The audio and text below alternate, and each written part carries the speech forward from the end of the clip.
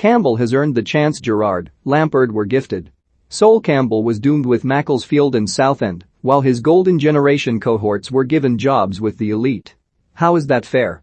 The curious case of Sol Campbell and his inability to find another job in football management is one of the most divisive and intriguing facets in the sport.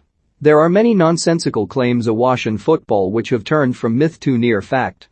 One of the most infuriating might just be that instead of complaining about not getting jobs high up the food chain, former Premier League footballers should start at the bottom and work their way up.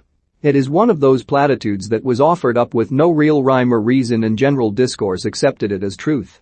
What those who played exclusively at the highest level of the game are supposed to give to clubs they have little to no common ground with is yet to be answered. There are plenty out there quick to chastise the ease with which Frank Lampard got himself in the Chelsea hot seat, while Ole Gunnar Solskjaer has been a far more successful manager at Manchester United than he ever could have been with Cardiff City. Steven Gerrard has gone from working in the Liverpool academy to a hugely successful time north of the border with Rangers, every step being on the inevitable path to taking the top job at Anfield in the future. There are plenty of reasons, some more genuine than others, as to why Sol Campbell was not afforded similar opportunities by former clubs. But he has done what so much of the football world has asked, to pay his dues and prove he is worth a chance at the elite level. Short yet ultimately positive spells with Macclesfield Town and Southend United showed Campbell was willing to get his hands dirty. That neither club is in the EFL any longer, the former not even a club at all in their previous guise, is an indictment on many individuals to have touched either outfit, but a noteworthy appraisal of Campbell's willingness to get to grips with a level of football at which he shouldn't have needed to test himself.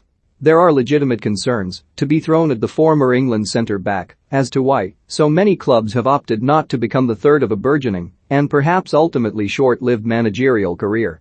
But the fears over his track record are far off the mark.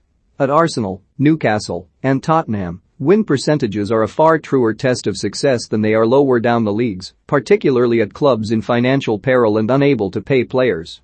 A 22.6% win percentage across 53 games as a manager with two separate clubs, suffering relegation with one, only appears catastrophic without context.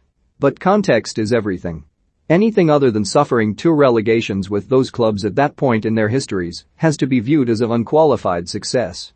Given the off-the-field troubles at both Moss Rose and Roots Hall, all points accrued, all wins earned and a relegation staved off only served to delay the inevitable as two great clubs fell to their respective knees after Campbell's brief stints at the helm. A good trick to know if somebody is willing to have a serious discussion as to Campbell's credentials for further opportunities in management or not is dependent on bringing up his win-to-loss ratio. Saying ratio is also a red flag. But there are genuine criticisms which can be laid at Campbell's door. Perennially and rather fairly viewed as one of football's more eccentric characters, this particular writer has a soft spot for anyone who can be unique and their true selves, especially when so squarely in the spotlight. But if those of us on the outside looking in are fine to cast our opinions either way, it is important to take a good serving of knowledge from those who have worked under the England international, including former Southend striker Simon Cox, a member of the side relegated from League One with the Shrimpers in the curtailed 2019-20 season. It really doesn't surprise me that he's not getting another job. Former Championship forward Simon Cox played under Sol Campbell during a turbulent season at Southend. In our new episode, he calls the Arsenal legend the worst manager he's ever had.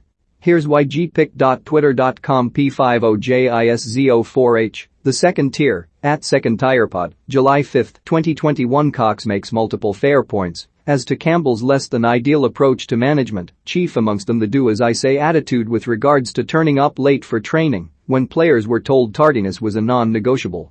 Fans, both of Southend and otherwise, take great glee in Campbell forgetting the name of the club he was managing, while some of his punditry roles in recent years and beyond have been noted for his inability to sound like somebody with even the most basic knowledge of the game. Eccentricity is not a legitimate concern. Jose Mourinho is eccentric. Alan Pardew is eccentric.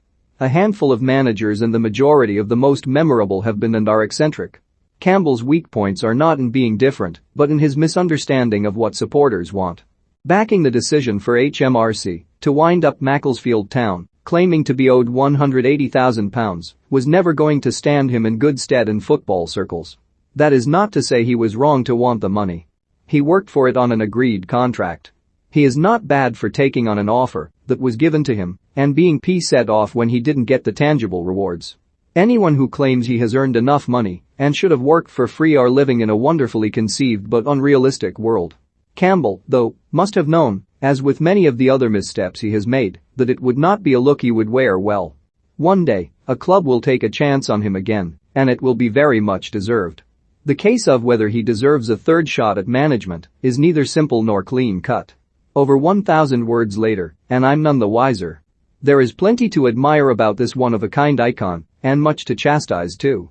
But nobody can argue Sol Campbell hasn't done more dues than the rest of the England golden generation put together in working from the bottom. That alone is admirable and worthy of at least one more chance.